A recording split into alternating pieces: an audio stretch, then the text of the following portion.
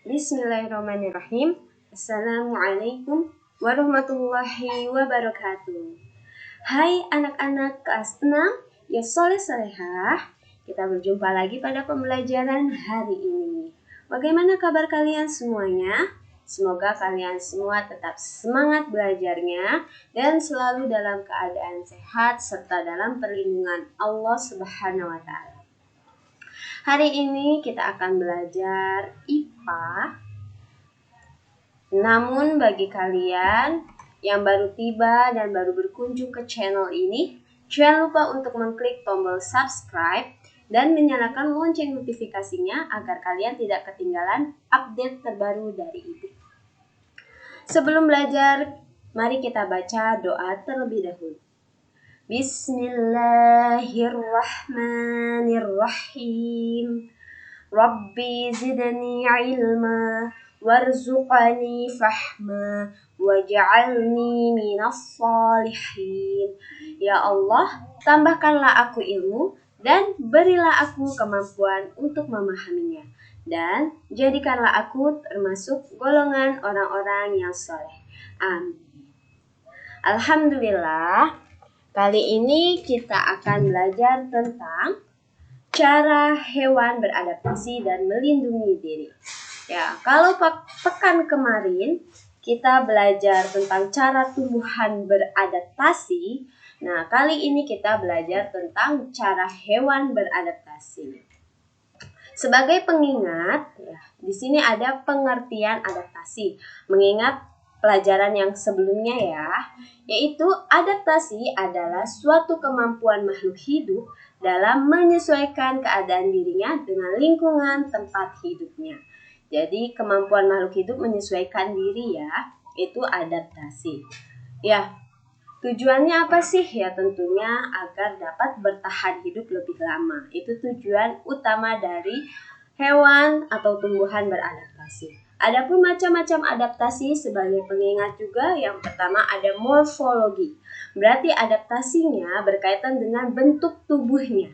Ya, jadi bentuk tubuh hewan seperti apa? Nah, itu adaptasinya sesuai dengan lingkungan tempatnya.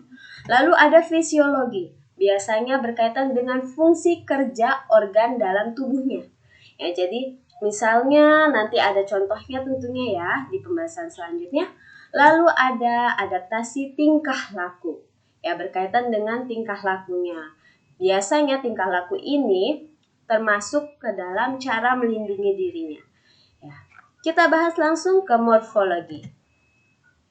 Ya, di sini morfologi yang akan kita bahas adalah adaptasi pada burung, beberapa contoh pada burung, serangga, dan hewan kutub. Dan tentunya ciri khusus yang dimiliki hewan akan berhubungan erat dengan habitat dan cara memenuhi kebutuhannya. Ya, di sini kita bahas yang pertama ada burung apa ini? Ini adalah burung elang. Ya, kita lihat sama-sama. Di sini ada gambar paruh ya. Paruhnya ini memiliki paruh yang kuat, tajam, dan melengkung bagian ujungnya. Bisa dilihat ya, ini ya. Nah, ini kuat. Dan ini biasanya berfungsi untuk mengoyak daging. Ya, burung elang memang termasuk hewan karnivora, jadi pemakan daging. Kita lihat juga pada bentuk kakinya, karena morfologi berkaitan dengan bentuk tubuh ya. Maka kita lihat di sini ternyata kakinya bertipe kaki pencengkram, di mana memiliki kaki pendek dan kekar serta berkuku runcing. Nah, pencengkram ini untuk menangkap mangsanya ya. Ini dari morfologi bentuk tubuh elang. Selanjutnya, nah ini ada ayam. Ada gambar ayam. Kita lihat sama-sama untuk bentuk paruhnya. Ya, bentuk paruh ayam pendek, tebal, dan runcing. Berfungsi untuk mematuk makanan seperti biji-bijian dan cacing. Ya, berdasarkan paruhnya, bentuk paruhnya terlihat ya. Kalau pemakan daging tajam seperti tadi, sementara untuk pemakan biji-bijian dan cacing ini tebal, runcing, dan pendek. Nah, kita lihat kakinya. Ya, di sini memiliki kaki yang panjang dan tegak. Biasanya kaki ini untuk berjalan ya tentunya, dan untuk mengais-ngais. Jadi seperti pada gambar ya, kakinya gerak-gerak, itu biasanya mengais-ngais tanahnya gitu. Ini pada ayam. Selanjutnya bisa dilihat ini adalah belalang.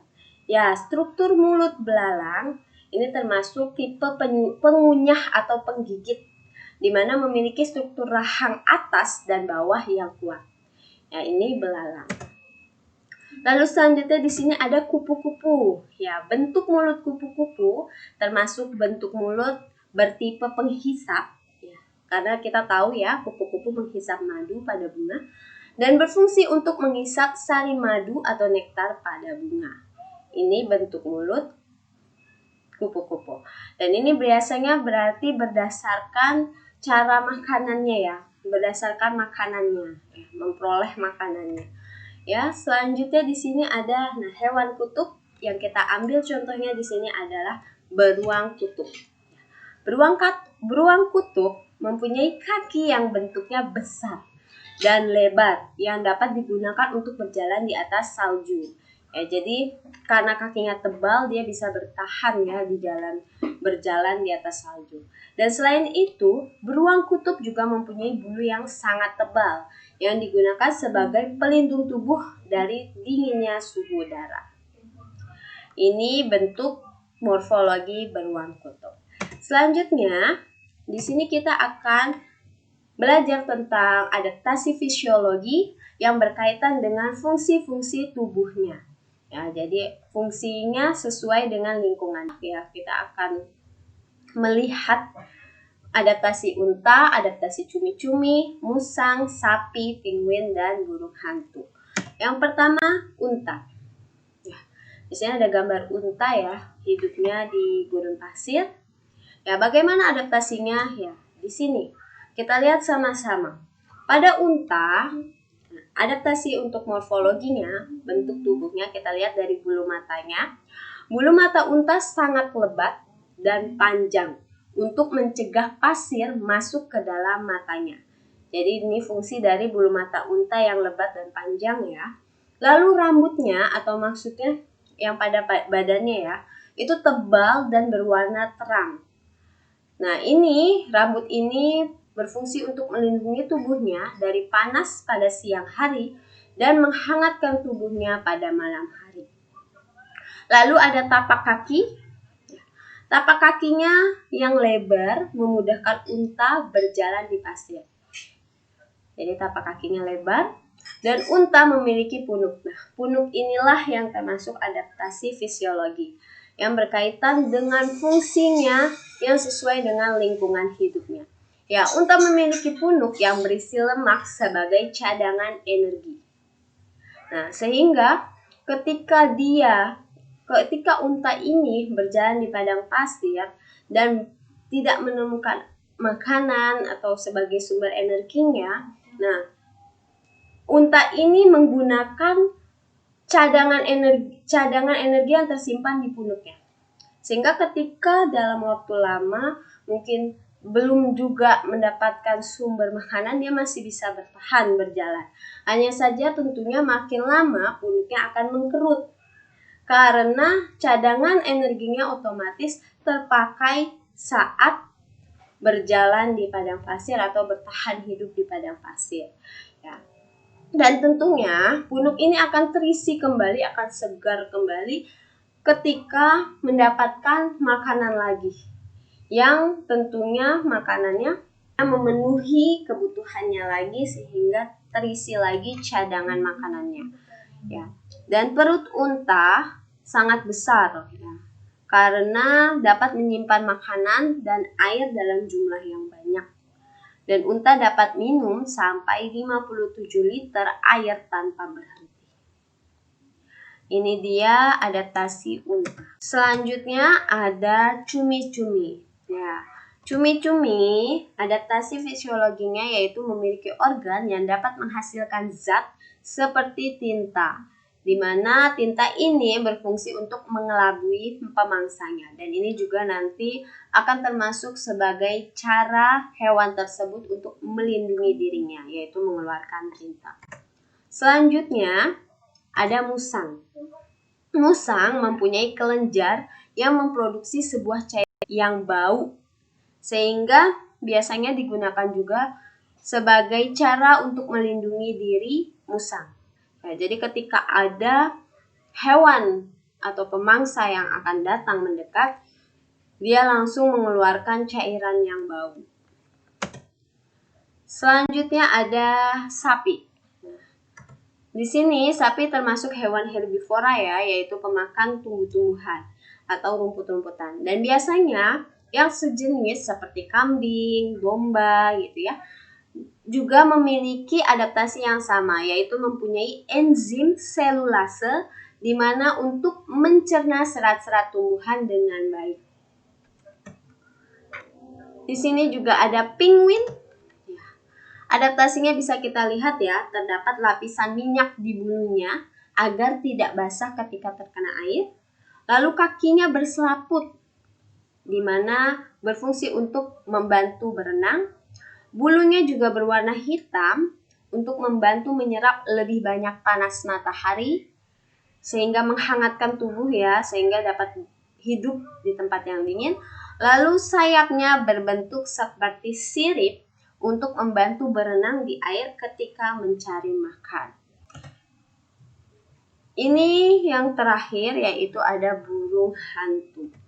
Ya, tentunya burung hantu termasuk hewan malam ya, yang biasanya aktif di malam hari.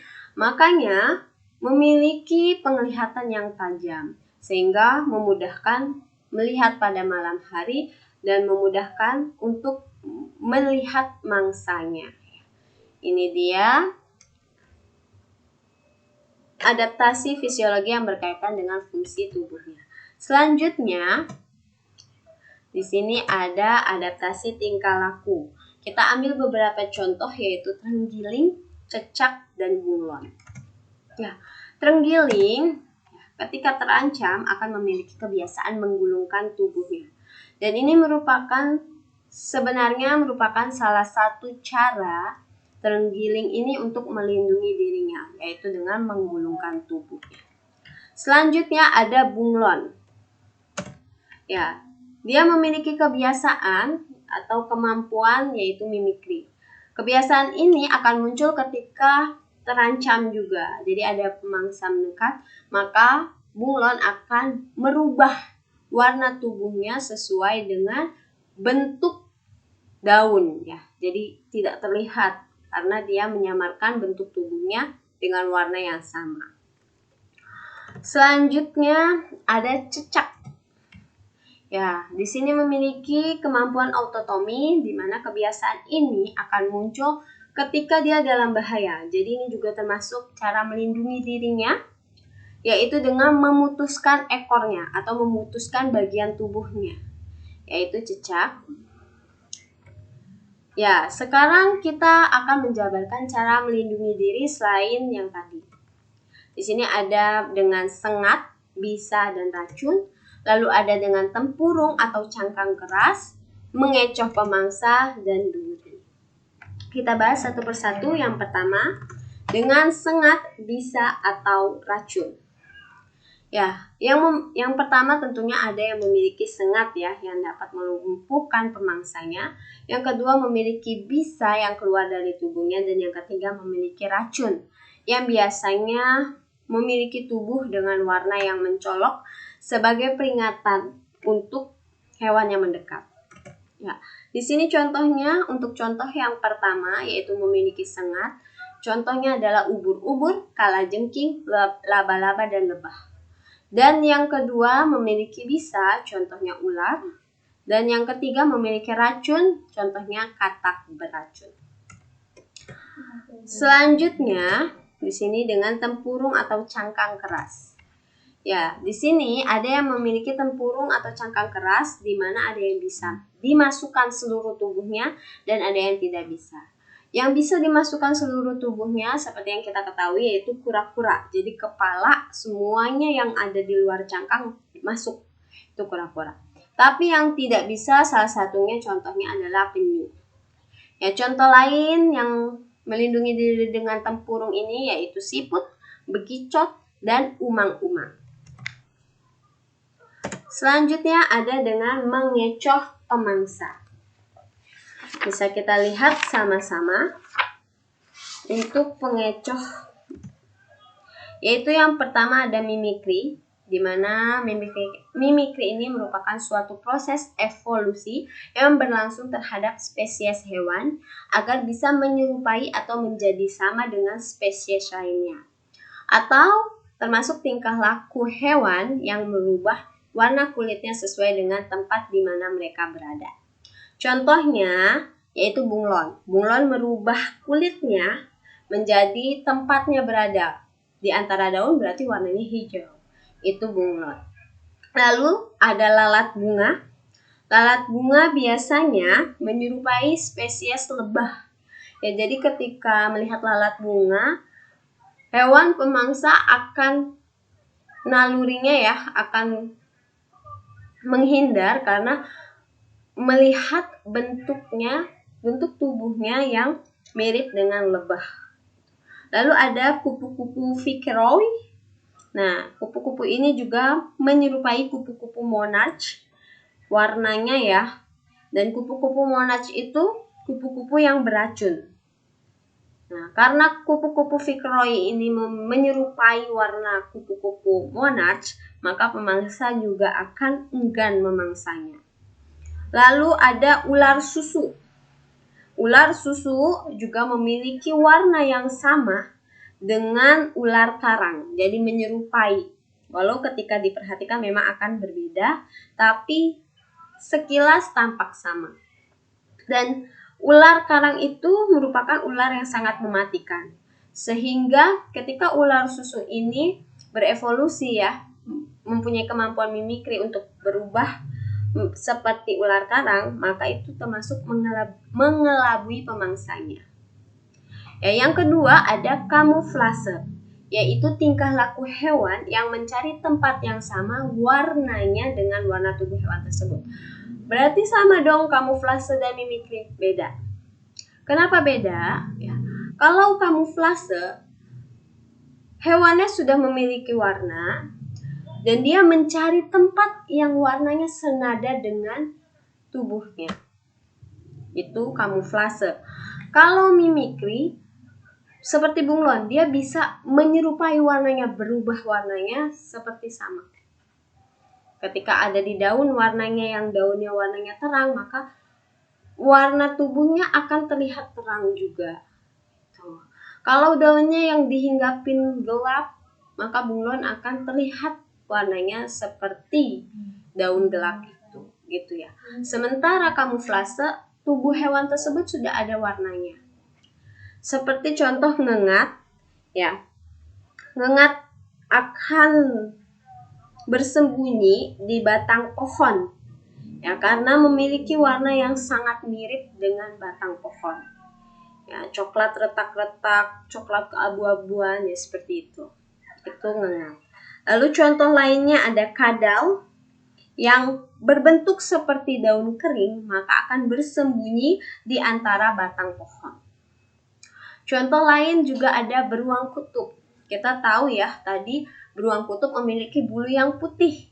Ya, sehingga ketika beruang kutub itu tidur dalam posisi yang tidak terlihat, dalam artian tidak terlihat matanya gitu ya, karena tidur, otomatis pemangsa tidak akan mengetahui bahwa di sana ada beruang kutub karena terlihat seperti salju. Lalu ada belalang daun, citah, dan singa. Dan biasanya kamuflase ini juga bisa berfungsi untuk memangsa. Jadi agar bisa memangsa. Contohnya citah dan singa yang bersembunyi di antara rerumputan ya. Lalu selanjutnya ada mengecoh pemangsa. Yang pertama ada autotomi, yaitu sebuah perilaku hewan di mana hewan tersebut secara spontan memutuskan bagian ekornya atau organ tubuh untuk melindungi dirinya. Contohnya tadi cecak, kadal, siput tanah. Dan yang terakhir dengan menyemprotkan tinta, yaitu cumi-cumi dan gurita. Lalu ada juga yang melindungi diri dengan adanya duri, yaitu ikan buntal atau landak. Ya, Alhamdulillah, itulah tadi paparan materi hari ini. Tentunya setelah ada materi, biar kalian lebih paham lagi, kalian bisa mengerjakan soal latihan ya, untuk wawasan kalian tentunya sembari mengingat-ingat materi yang telah disampaikan. Ya, ini ada beberapa soal yang bisa kalian kerjakan. Alhamdulillah, selesai sudah paparan materi hari ini. Semoga kalian bisa memahaminya dengan baik, dan sebagai tambahan wawasan untuk kalian tentunya, kalian bisa banyak-banyak membaca buku-buku yang berkaitan tentang cara hewan beradaptasi dan melindungi diri. Dan tentunya dengan kalian banyak membaca buku, itu juga akan bermanfaat bagi kalian karena kalian akan semakin kaya dengan wawasan pengetahuannya. Ya, tidak akan rugi tentunya jika kalian banyak-banyak membaca, gitu ya. Mari kita tutup dengan membaca hamdalah, alhamdulillah, doa kafaratul majlis, subhanakallahumma wa bihamdik, asyhadu an la ilaha illa anta, astaghfiruka wa atubu ilaik. Tetap semangat, raih prestasi, jadi anak hebat, sukses di dunia dan akhirat. Bismillah, kita pasti bisa. Wassalamualaikum warahmatullahi wabarakatuh.